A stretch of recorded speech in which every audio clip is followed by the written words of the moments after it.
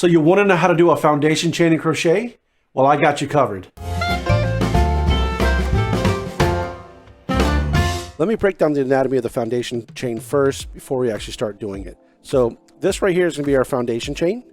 And I want you to notice that on this chain here, you can notice it has a little V's. Like this is the very first spot. This is our slip knot.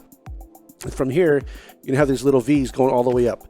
Each one of those V's, that's how you count them. So like if you hear, you'll see me sometimes go here, I'll count the V's like 1, 2, 3, 4, 5, 6. That's how you count the chain. So the foundation chain, this is the foundation chain here. What I want to show you, so this is the front side of it, and I want to show you the back side. So the back side, if you notice, it has a little ridge right here, these little bumps. And I can show you, let me bring this a little bit closer here. You have the little bumps on the back. So the reason why I'm showing you the bumps in the back is because I want you to show you there's a couple different ways you can work on the foundation chain. And there's the next bump. So the first way of actually working into the foundation chain would be just going through the top. So that would be this section here. So if you were to work your hook, you just put it straight to the top part here. The second method you could do is actually going between the top and the middle. So that way you have the little, I'll show you right here. You're going to have a little space on the bottom, a little hole right here. You see this little area? So you're actually going to be putting your hook between this two area right here, and then pulling your yarn through. And the next way is actually to go in the very back part and working in this little bump part right here. So that's what I was referring to. I wanted to show you. So now that you know the different parts here, I'm gonna go ahead and do a foundation chain with you and show you how I crochet into each one of those parts. So I'm gonna start off by just go ahead and chaining 5. We're gonna do 5 single crochets, and I'm gonna crochet into the very top one. So the very first method I showed you, we're actually crocheting into the top part of the chain. That's what we want to do. So let me go ahead and make this a little bit closer so you can see. So the first thing you want to do is once you make your slip knot, you want to go ahead and yarn over and pull through. I'm gonna do 5 of these. 1, 2.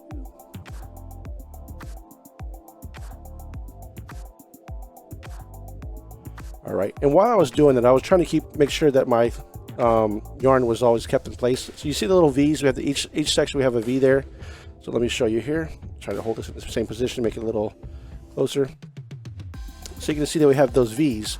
So you're gonna notice I have 1, 2, 3, 4, and you don't count the chain on your hook. So right now, if you see, I actually have 1 V, 2 V, 3 V, 4 V, 5 V's. So now what we're gonna do at this point here is I'm gonna go ahead and crochet into this next stitch, or the next chain, I'm sorry. And remember I was telling you before, you have a couple different ways we could do it. We can either go directly into this part right here. That's the top part. Remember I mentioned that before. Or we can go to this spot here that goes through both of them. So that's the other way I like to bring it in. Let me get this better in view. So the other way was, like I said, you can go through this part here, or we can go through the back. And on the back side, let me move this over, we'd be going through this little bump right here.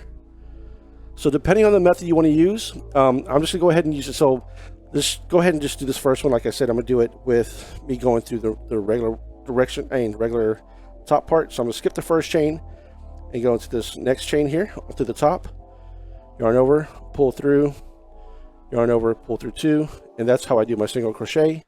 Now for the next one here, I'm gonna go ahead and go to the spot I was telling you earlier. I'm gonna actually go through, let me still hold this here, this right here underneath both of them. I'm kind of pulling it kind of tight, but I'm going to go through this little section right here that goes through both. So I have that little V on top. I want to go through there because that's going to be a different one. That's the different method I was telling you. So I'm going to use my finger, push through. Sometimes you have to just use your both fingers to go through. And make sure I'm in a view here. There we go. So now I got both of them on top over there. Again, the first chain is always going to be a little difficult, especially if you're just trying to do something a little different, which I'm doing. I'm going to yarn over, pull through. I'm going to have 2 loops on my hook, and then I'm going to yarn over, pull through both. So that's the second way. And the third way is, like I was telling you, is to go through the little bump in the back. So when I flipped it over, this is the little bump I was referring to, that little spot right there. So that's the third way of doing it. It makes a big difference. Now, the thing is, just pick one and use it. I just prefer to do the first one because it's just the quickest and easiest. So what I'm going to do here is chain 5. Create my slip knot. And I always tell people, when you're working on your foundation, make it a little bit loose. Foundation chain should be a little bit loose. So 1, 2,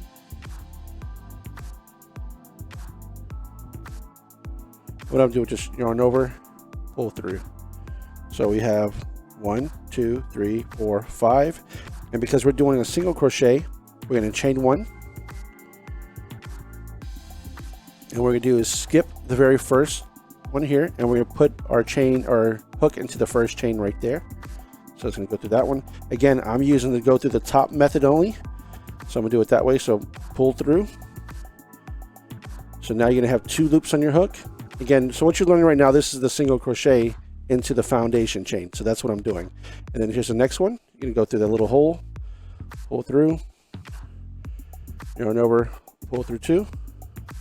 And look for the next one, that little hole right there up top. And sometimes if you have to use your other hand, go ahead and do that. It's not going to hurt. It's okay to do that. It's okay. You're allowed to. In fact, I do that all the time with the first foundation chain anyway.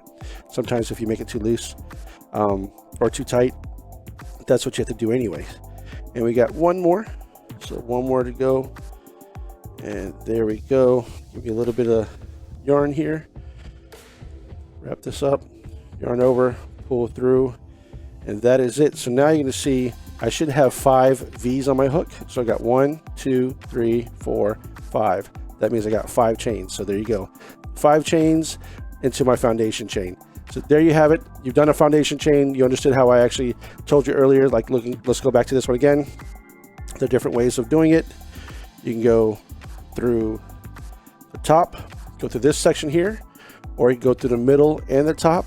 So that way, again, you're gonna have a little gap in the bottom, or you can go through the back. Again, it's all preference. It doesn't matter. Try other. Just when you're working on a couple different projects, try it. If you're doing a long chain and you're not gonna be putting a border on it, then I would go with the bump, because the bump makes the chain look a lot nicer. It looks like the top of the product. So when you're creating your very first product or project, I would just start working on learning how to go to the top, and then later go through the middle, and then later go through the bump, and see which one you like. That's it. Hope you enjoyed this. Again, I got a lot of cool stuff. Take a look in the descriptions. Ciao.